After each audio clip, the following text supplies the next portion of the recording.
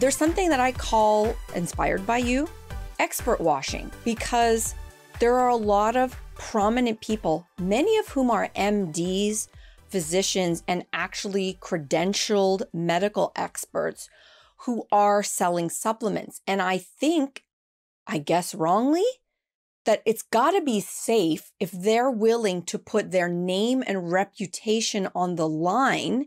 It's got to be beneficial, right? This is why in the United States, if you take money from a pharmaceutical company, it's registered. And so you can go to the Centers for Medicaid and Medicare and CMS, and you can look up to see who takes monies from drug companies.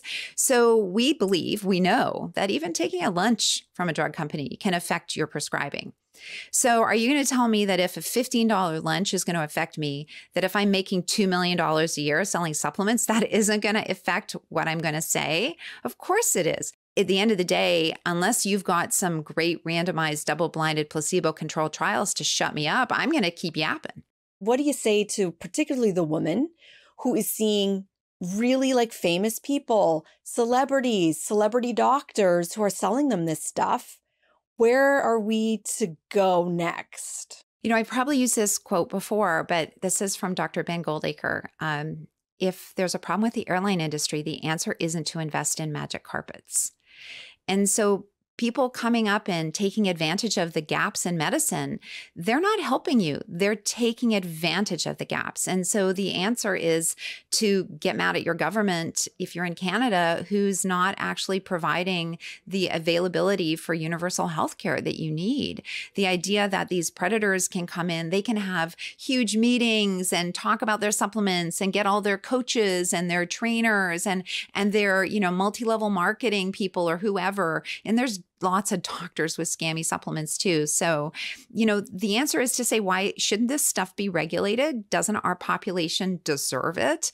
Especially because we have these gaps. From a medicinal standpoint, I would just say, do you think that you should accept a lower standard of care from a supplement than you accept from a pharmaceutical? Because supplements are just untested, unregulated pharmaceuticals. Did this observational update, this observational study, did it provide any other indications about that component of prevention of things like dementia, heart disease? We do know it is helpful for osteoporosis. Science does definitively say that.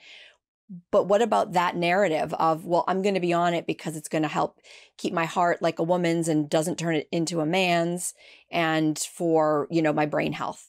Yeah, no, it doesn't support that. There isn't a recommendation to give menopausal hormone therapy for disease prevention. If there were, there would be a joint statement from the American Cardiology Association and the American College of OBGYN and the Menopause Association. Would be like, hey, we have this incredible new evidence that tells us this. I'm just not into scaring people into taking a medication to advance my brand. And maybe, you know, when you say things like that, that gets you more followers, and then maybe those followers are easier to convert into supplement sales. Still with hormones, but in a completely different way. So for Gen X women, we know that that's my generation. We're discussing hormone therapy left, right, and center.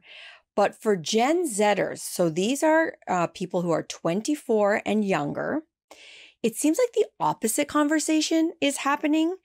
Quitting the pill because of adverse side effects or adverse health effects. What is your take on why, on one end of life, women are just like hormones, give me all the hormones. And then on the other side, young women are now perhaps saying no thanks to things like hormonal contraception? Well, I'd say on both sides is propaganda. I mean, there are, you know, women in menopause are being told that hormones are the only thing that will save them. And for example, lots of people who have that conversation about hormones aren't telling people that, hey, you know, you need to exercise, you need to diet, you need to eat a healthy diet, you need to do all these other things, right? It's hormones are one piece of the puzzle. And I think we're seeing the same on the other end. So a lot of the disinformation or fears about the pill are coming from people who profit from it.